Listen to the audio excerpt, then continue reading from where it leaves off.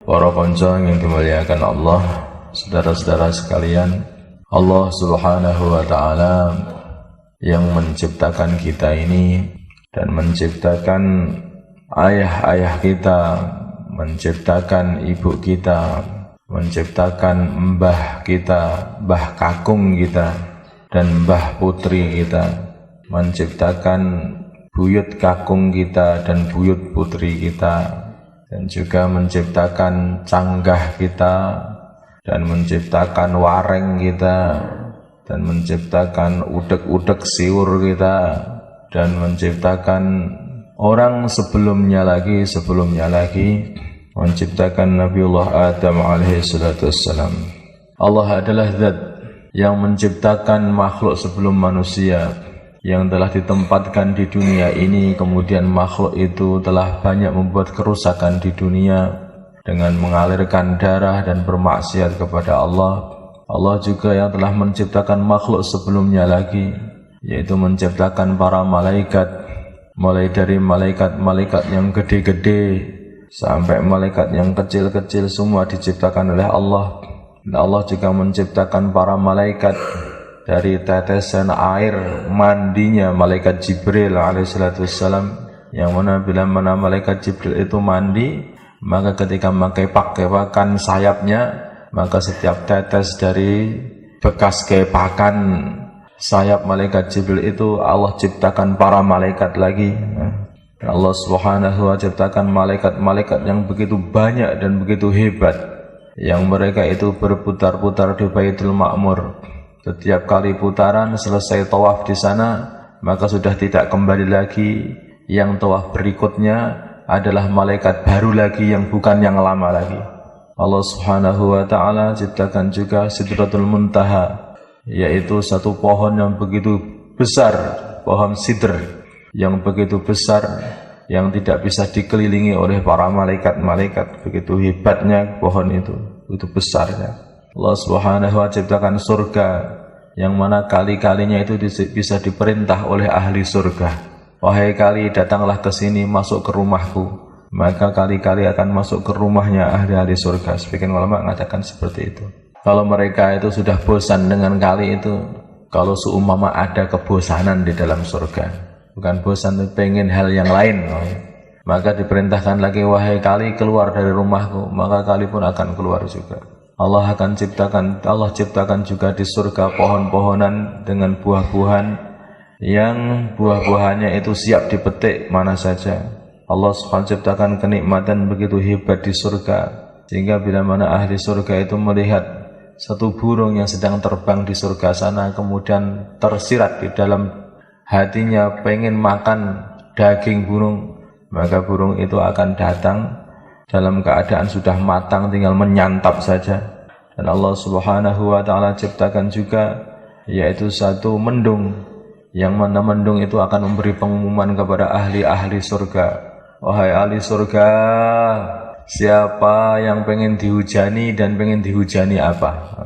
Maka bagaimana ahli surga mengatakan, aku pengen hujan ini, aku pengen hujan ini. Yang merawikan hadis ini mengatakan, seumpama aku bertemu dengan mendung itu, maka aku akan mengatakan, hujanilah aku dengan hujan bidadari, katanya. Masya Allah. Allah subhanahu wa ta'ala ciptakan di sana itu satu kubah-kubah yang begitu hebat. Kubah itu, yang mana di dalam setiap kubah itu ada satu bidadari. Setiap kubah ada bidadari satu, setiap kubah ada bidadari satu. Kemudian di sana Allah subhanahu wa ta'ala juga ciptakan, yaitu kali, yang kali itu dinamakan sebagai kali Baidah kalau tidak salah namanya, yang mana ahli surga itu akan datang ke kali situ. Dan di tengah kali itu, bukan seperti kali Terangkil ini, nggak ada apa-apanya itu. Di kali-kali itu akan ada kubah-kubah juga. Ada satu kubah yang hebat di tengah-tengah kali itu. Maka ahli surga akan masuk ke dalam kubah itu. Kemudian keluar dari kubah sudah gandeng bidadari. Jajannya dari kubah itu bidadari. Allahu Akbar. Di kali itu bukan hanya kali biasa, tetapi kerikil dari kali itu adalah batu-batuan mulia, batu yakut, zabarjat, Kemudian lumpur dari kali itu bukan lumpur yang bacin seperti lumpur dunia, tapi lumpurnya adalah misik. Lumpurnya ada misik. Di ahli surga itu adalah orang-orang macam-macam, Pak. Di ahli surga niku kathah yang ada orang kaya, ada orang miskin, ada orang yang kesenangannya itu sapi, ada orang yang kesenangannya itu kambing. Bagi orang-orang yang suka kambing, nanti di sana juga akan dikasih kambing-kambing juga. Hanya saja kambing-kambing surga tidak sama dengan kambing-kambing dunia. Kalau kambing-kambing dunia itu mengeluarkan kotoran, maka peternak-peternak kambing itu akan menyingkirkan kotorannya. Kalaupun kotoran itu diinjek orang lain, maka dia akan diumpat sama semua orang. Tapi kalau ahli surga sana akan punya kambing-kambing, dan kambingnya akan mengeluarkan bukan kotoran, tetapi kurma ajwa. Sehingga seumpama kotoran itu kecacar di jalan-jalan, maka orang-orang akan mengambil kurma ajwa itu. Allah Subhanahu ciptakan hebat sekali ciptaan-ciptaan Allah di sana itu. Ada batu bata dari intan, batu bata dari perak, batu bata dari emas, batu bata. Tapi semua itu bahannya adalah zikrullah. Zikrullah. Allah Subhanahu wa ta'ala ciptakan di surga sana itu pohon-pohonan, bahannya adalah zikrullah. Semakin banyak kita berzikir kepada Allah, maka semakin banyak pula tanaman-tanaman yang ada di surga sana. Dikatakan oleh Nabiullah Ibrahim alaihissalam berpesan kepada Nabi kita Muhammad sallallahu alaihi wasallam, kurang lebihnya wahai Muhammad, surga itu tanahnya luas, masih lapang sekali. Maka hendaknya supaya orang-orang yang masuk surga itu menanaminya, yaitu dengan zikrullah. Maka saudara yang dimuliakan Allah Subhanahu wa taala, Allah Subhanahu wa taala menciptakan juga di situ, yaitu arsy. Ada arsy. Arsy itu singgasana. Arsy itu singgasana. Hanya saja Allah Subhanahu wa taala itu yang menciptakan arsy. Sebelum Allah Subhanahu wa taala menciptakan arsy, maka Allah sudah wujud. Wujudnya Allah tidak ada awalnya, sedangkan wujudnya arsy itu ada awalnya. Allah SWT al-awwal, maksudnya tidak ada awalnya, tidak ada awal mulanya. Allah itu asli wujud, asli wujud Allah Subhanahu wa taala. Arsy itu ciptakan Allah Subhanahu wa taala. Itu adalah tempat yang paling mulia di alam semesta. Makanya baginda Nabi kita Muhammad sallallahu alaihi wasallam mau menerima satu wahyu yang begitu hebat, wahyu itu, yaitu satu wahyu yang wahyu itu adalah untuk berhubungan antara hamba dengan Tuhannya. Wahyu napa niku? Wahyu salat. Untuk mendapatkan wahyu salat ini, baginda Nabi pun harus dipanggil sampai ke arsy, tempat yang paling mulia di alam semesta. Di alam semesta yang paling mulia situ itu, untuk mendapatkan wahyu yang paling mulia juga. Apa? Salat 5 waktu itu. Maka hendaknya kita jaga sholat. Orang yang tidak mementingkan sholat itu karena mungkin dia itu mungkin kelihatannya orang itu yang tidak mementingkan sholat memang orang yang nggak penting gitu. Orang itu yang bisa mementingkan perkara penting itu orang penting. Tapi kalau orang itu bukan orang penting, itu tidak bisa mementingkan perkara penting. Contohnya, seorang petani itu tidak mementingkan urusan kursi, urusan kursi. Untuk apa cari kursi? Yang penting itu cangkulnya itu jangan sampai legrek gitu kan. Ini seorang petani. Tapi kalau orang direktur itu penting kursi itu. Direktur perusahaan kursi itu penting. Kursinya harus yang tinggi, yang besar, yang bisa berputar-putar. Nanti kalau seorang raja lebih mementingkan kursi lagi, sehingga kursinya lebih hebat lagi, yang terbuat dari emas terbang. Singgasananya. Seorang kampung itu tidak mementingkan mahkota, tapi seorang raja mementingkan itu. Raja Persia itu mempunyai sebuah mahkota, yang mahkotanya itu tidak dapat digantung pakai rantai dari atas sana itu, hanya diginikan gitu, cuma digantung. Saking pengennya dia itu kelihatan hebat. Tapi seorang petani tidak mementingkan seperti itu. Mau dibuatkan mahkota yang dirantai di atas, nggo apa to lele. Sing penting kudung caping ae ben jo panasen gitu. Jadi orang itu yang mementingkan suatu perkara yang hebat itu memang orang hebat. Tapi kalau orang itu orang biasa, ia mementingkan perkara yang biasa saja gitu. Lah, salat ini adalah perkara yang begitu hebat sehingga dikatakan oleh baginda Nabi kita Muhammad sallallahu alaihi wasallam, wa ju'ilat qurratu aini fis shalah. Salat itu adalah satu perkara yang telah menjadikan baginda Nabi kita Muhammad sallallahu alaihi wasallam bahagia. Salat dijadikan pembahagia hatiku. Allah Subhanahu wa taala tetap ciptakan malaikat-malaikat yang begitu hebat. Malaikat-malaikat itu. Ada malaikat yang besar, di antaranya itu adalah malaikat Jibril. Itu pimpinannya para malaikat. Pimpinannya para malaikat.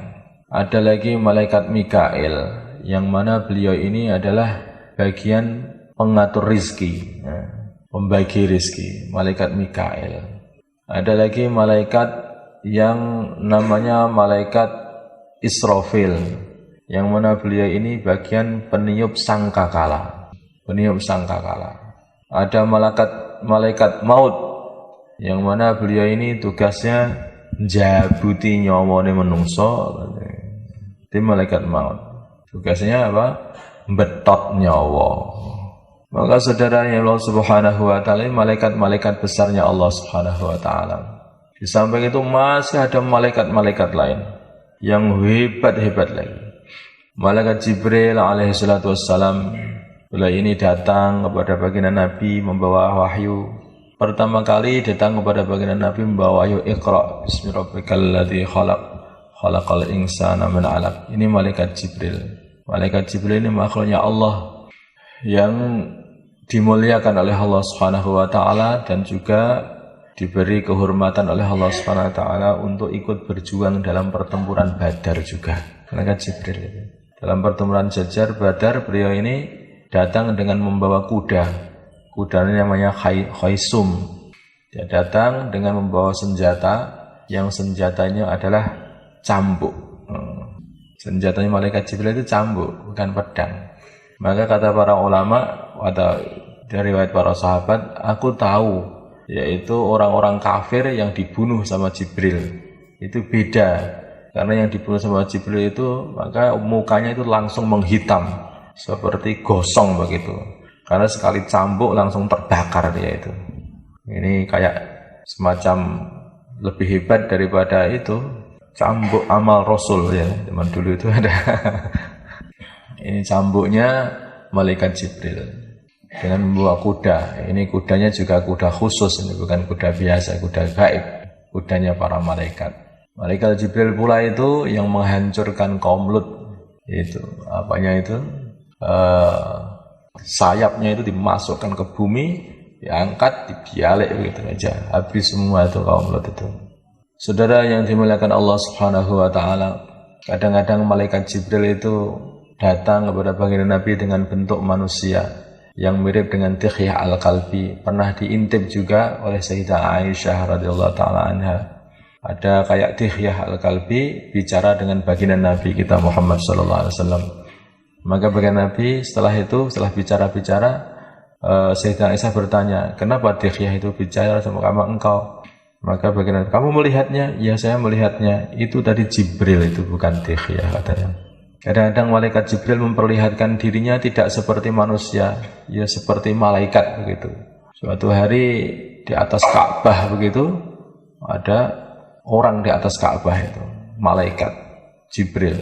Sayyidina Ibnu Abbas radhiyallahu taala anhu berkata kepada baginda Nabi, "Aku kok melihat di situ ada orang di atas Ka'bah.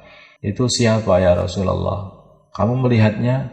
"Ya, saya melihatnya. Suatu hari nanti kamu akan buta matamu." Karena itu adalah Jibril. Jibril itu malaikat itu terbuat dari nur. Kadang-kadang mata seseorang itu ketika melihat yang dalam keadaan tertentu, maka matanya tidak akan kuat. Sehingga Abdullah bin Abbas ketika sudah mulai tua, matanya itu buta juga. Karena tidak kuat pernah melihat malaikat Jibril dengan bentuk sakal yang tertentu begitu. Saudara yang dimuliakan Allah Subhanahu wa taala, ada malaikat-malaikat lain yang diciptakan oleh Allah yang selalu menjaga kita di antara di kanan dan kiri kita. Yang malaikat itu selalu mencatat amalan-amalan kita. Kemudian ada malaikat-malaikat lain juga yang mereka itu selalu melaporkan amalan-amalan kita kepada Allah Subhanahu wa taala.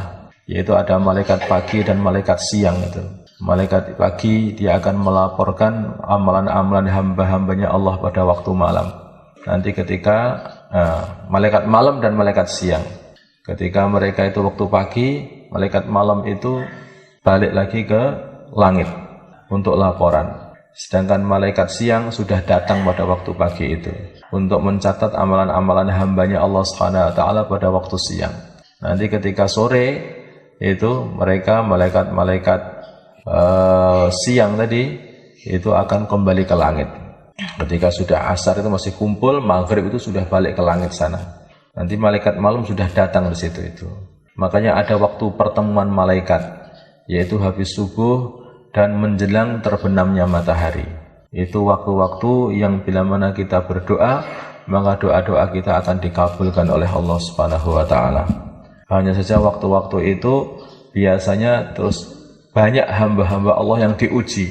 Kalau waktu pagi itu habis subuh seperti ini, enaknya itu memang tidur dan ngantuk. Ya. Insyaallah walaupun sudah duduk loh masih ngantuk aja itu. Memang karena saking banyaknya malaikat akhirnya turun sakinah. Kalau saudara Allah Subhanahu wa taala nanti waktu asar itu juga waktu pertemuannya malaikat, itu juga waktu malas juga untuk berdoa. Karena itu paling enak untuk berbuat, untuk main-main itu. Kalau anak-anak biasanya suka main habis asar itu. Karena waktu paling enak itu untuk main itu habis asar. Saudara yang dimuliakan Allah Subhanahu wa taala.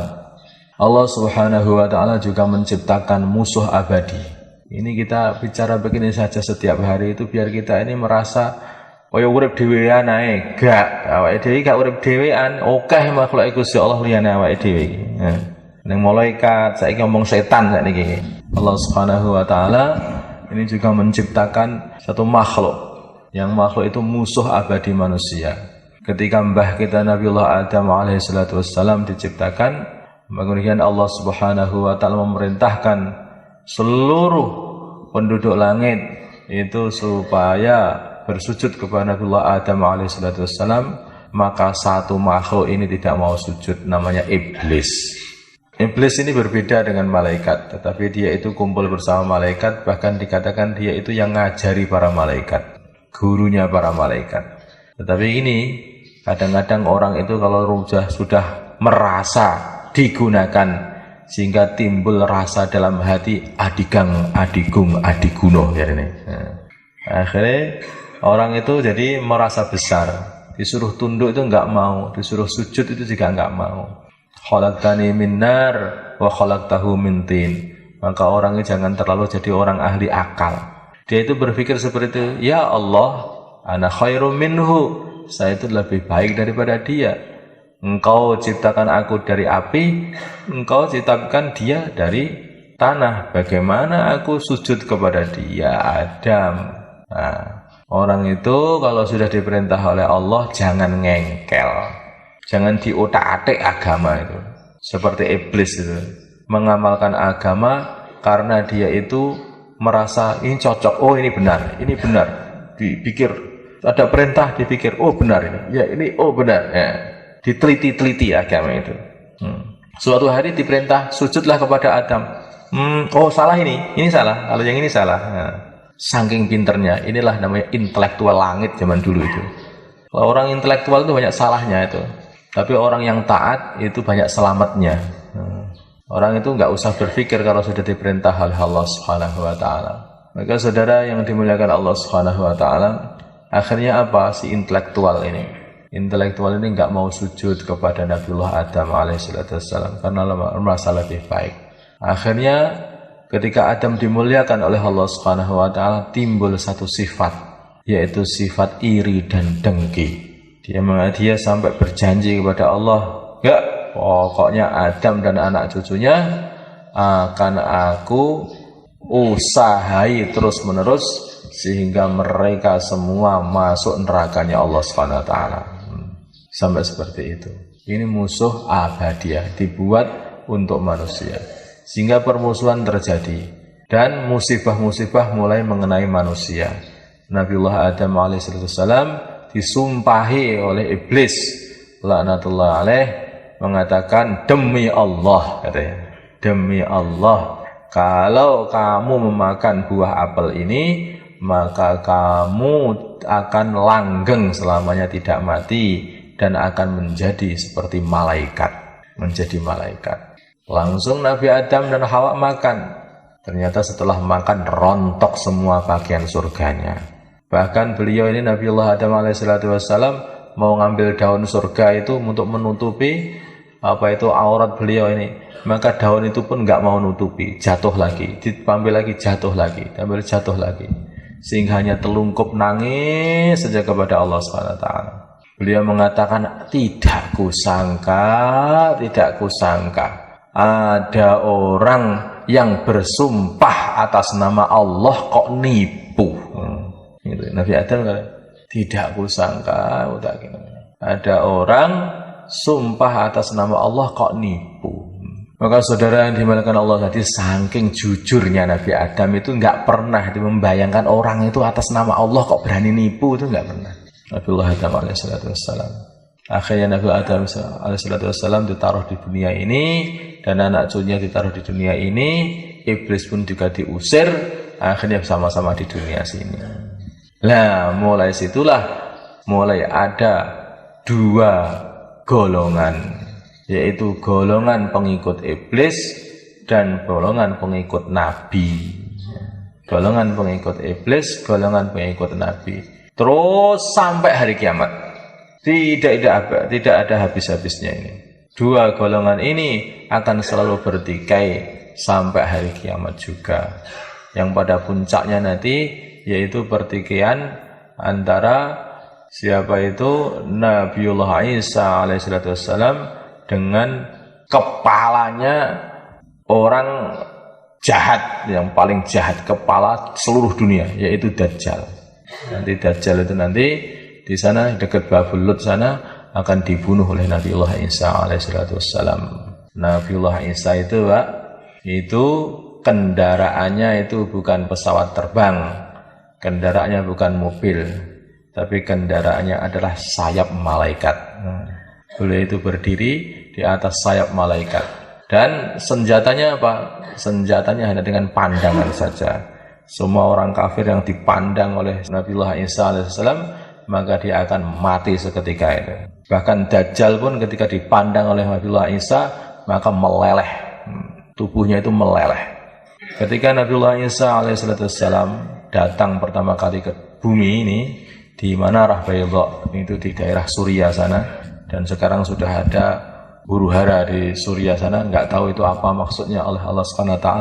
Apakah ini sudah mulai pertanda dekatnya turunnya Nabiullah Isa alaihissalam? Ya mungkin saja. Nanti akan turun di Manarah Baydha sana. Tengah-tengah orang sholat subuh, dan di tengah-tengah itu pula itu Yahudi dan Dajjal sedang ngepung masjid itu. Sudah dikepung itu. Dengan amirnya orang-orang Islam itu di situ juga. Ketika diiqomati, setelah iqomah Nabi Isa datang. Amirnya mau ngimami nggak berani. Ya, Nabi Isa datang, bagaimana aku mau ngimami?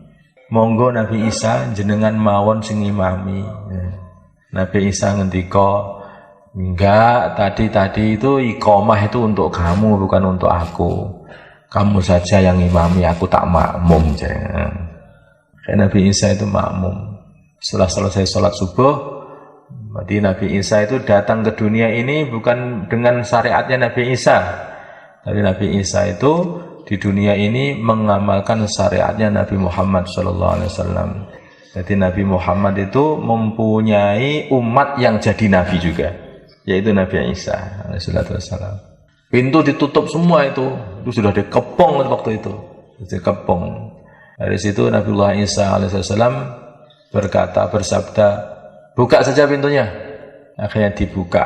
Dajjal mulai mau masuk, ternyata di situ sudah ada Nabiullah Isa alaihissalam. Maka Dajjal meleleh, lari pontang-panting itu, dikejar oleh Nabiullah Isa alaihissalam. Sampai akhirnya di dekat Babul Lut itu satu tempat namanya Babul Lut di Palestina sana. Disitulah Dajjal akhirnya dijebol dadanya dengan tombaknya Nabi Isa alaihissalam. Di sini itu ada nanti Baginda Nabi mengatakan, yaitu orang-orang kafir itu, orang-orang Yahudi itu akan dihabisi semua oleh orang-orang Islam. Mereka itu dulu akan merajalela kemana-mana. Akhirnya dihabisi oleh orang-orang Islam yang dipimpin oleh Nabiullah Isa alaihissalatu wassalam. Semua pohon-pohon, batu-batu semuanya mengatakan, wahai Muslim, ini ada Yahudi sembunyi di sini, bunuhlah dia. Wahai Muslim, semua membantu orang Islam, kecuali satu pohon, yaitu pohon Gharqad. Pohon Gharqad itu pohonnya orang Yahudi.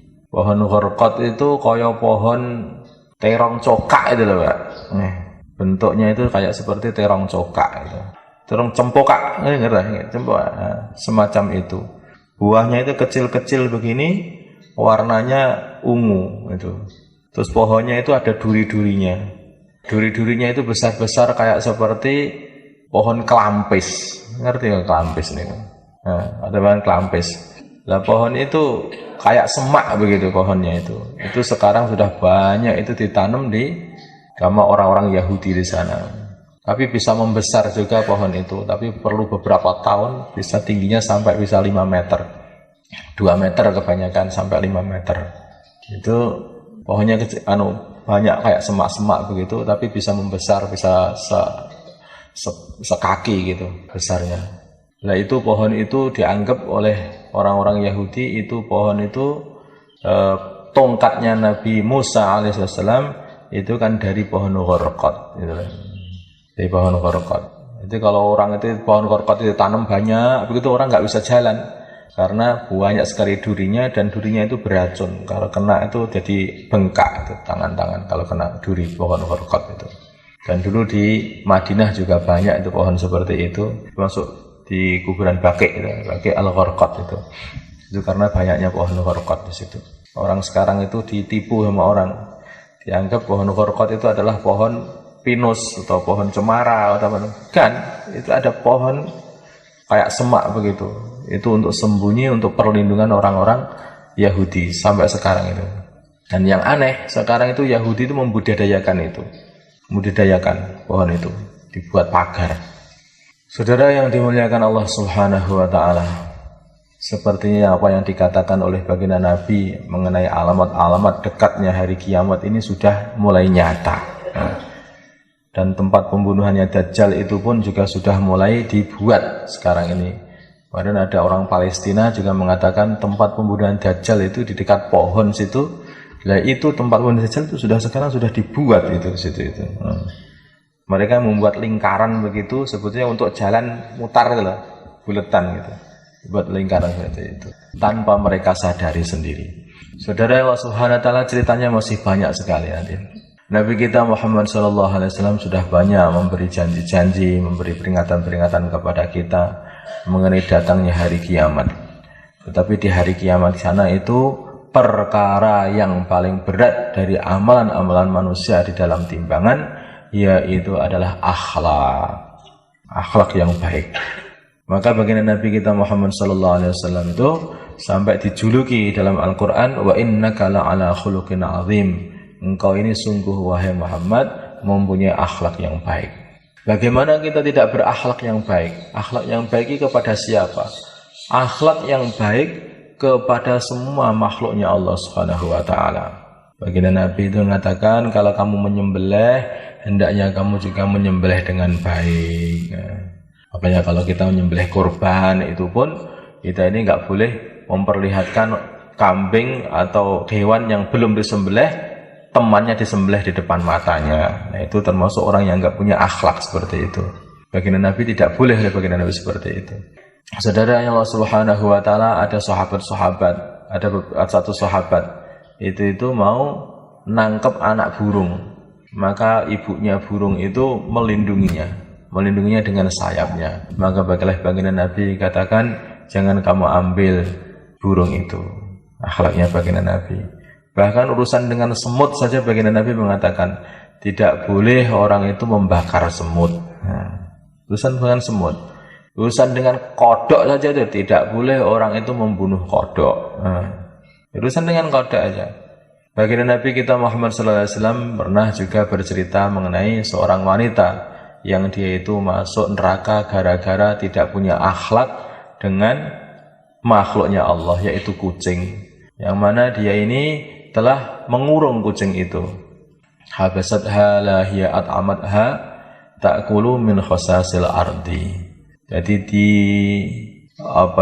kurung, setelah dikurung itu tidak dikasih makan sampai mati. Yang mana akhirnya kucing ini menjadikan asbab dia itu masuk nerakanya Allah Subhanahu wa taala. Jadi dengan makhluk-makhluk Allah itu begini ini. Makanya para ulama mengatakan hendaknya kamu selalu berakhlak yang baik, jangan sampai menyakiti makhluknya Allah Subhanahu wa taala.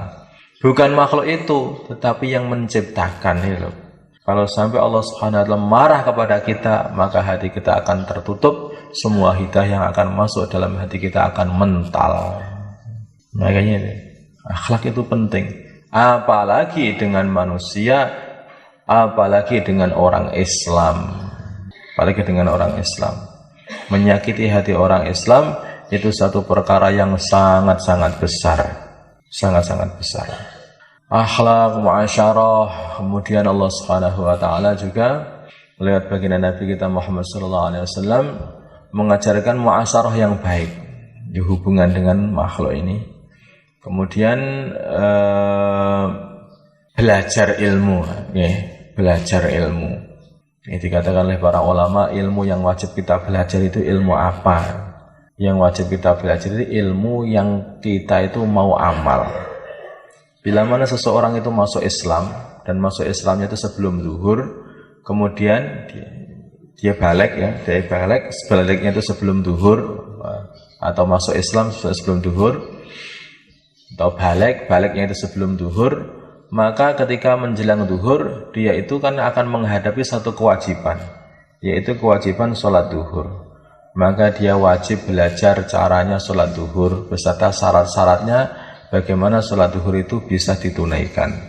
Maka dia wajib belajar wudu, wajib belajar bersuci, wajib belajar gerakan-gerakan sholat itu semuanya. Nanti kalau asar juga seperti itu, nanti kalau maghrib juga seperti itu, nanti kalau isya juga seperti itu. Sebetulnya kewajibannya seperti itu manusia itu. Nanti kalau dia itu sudah waktu mau nikah, yaitu belajar bagaimana ilmunya nikah itu bagaimana, itu dipelajari. Kalau dia itu mau ke pasar, mau jadi apa kamu? Mau jadi pedagang. Kamu sudah tahu ilmunya berdagang. Maka dia wajib untuk belajar cara-cara berdagang, bermuamalah dengan benar. Kalau tidak, maka dia nanti bisa terjerumus kepada perkara-perkara yang diharamkan oleh Allah Subhanahu wa taala, sehingga meribakan dagangannya. Meribakan akhirnya. Kalau dia nanti mau jadi petani, maka dia pun juga harus paham bagaimana caranya bercocok tanam, caranya bertani, yang sing maru, yang sing mertelu, yang sing lah, itu harus paham. Kalau tidak, nanti akhirnya takut-takut dia itu nanti masuk terjerumus di dalam perkara yang dilarang oleh Allah Subhanahu wa taala. Jadi begitu, ilmu ini wajib dipelajari oleh semua orang Islam, yaitu ilmu yang mana dia itu menghadapi ilmu amal, ilmu ketika dia mau mengamalkan satu amalan yang wajib. Di antara kewajiban-kewajibannya adalah manusia ini kan sholat, kemudian zakat, kemudian puasa. Kalau dia itu sudah menjelang Ramadan, maka dia harus belajar ilmunya puasa Ramadan, sholat, zakat, puasa. Masuk haji kalau dia kemampuan, itu juga belajar. Ini perkara ilmu-ilmu yang wajib dipelajari. Kemudian ada ilmu-ilmu lagi yang ini penting sekali, walaupun ini bukan ilmu wajib, tetapi ilmu ini tidak kalah pentingnya, karena ini ilmu yang menjadikan seseorang itu semangat di dalam amal, yaitu ilmu-ilmu fadilah, fadail, ilmu-ilmu mengenai fadilahnya amalan-amalan. Bagaimana orang itu semangat amal, nggak tahu fadilahnya. Orang itu harus mengetahui fadilahnya. Seperti halnya orang itu tahu fadilahnya uang, maka dia akan semangat untuk mencari uang. Dan seperti itu. Kalau orang itu nggak tahu pahala, ya nggak mau mengamalkan amalan yang mendatangkan pahala, nggak tahu harga pahala. Saudara yang dimuliakan Allah Subhanahu wa taala, semua itu tidak ada gunanya kecuali kita ini ada ikhlas di dalam hati. Kata Imam Syafi'i, katakan bagaimana caranya mengikhlaskan hati. Setiap amal, ya nanti kalau kamu itu setiap amal, maka hendaknya itu kamu bicara sama dirimu sendiri. Wahai diriku, kamu ini mau amal-amalan ini itu karena apa? Karena siapa? Karena Allah. Karena takut apa? Karena takut siksanya Allah. Karena pengen apa? Karena pengen surganya Allah. Nah, kalau sholat, Allahu Akbar. Nanti akhirnya itu benar. Nah, itu untuk melatih diri itu ikhlas. Untuk melatih diri ikhlas itu selalu ditanya di diri itu. Nanti akan ikhlas. Maka saudara yang dimuliakan Allah, untuk mengamalkan ini semua dan melatih diri kita supaya kita ini bisa mengikuti amalan-amalan yang pernah diamalkan oleh baginda Nabi dan sahabat-sahabatnya. Maka siapa yang pengen meluangkan waktu untuk latihan untuk ini, monggo silahkan. Siapa yang pengen meluangkan waktu untuk latihan amal, ngikut jejaknya baginda Nabi kita Muhammad sallallahu alaihi wasallam.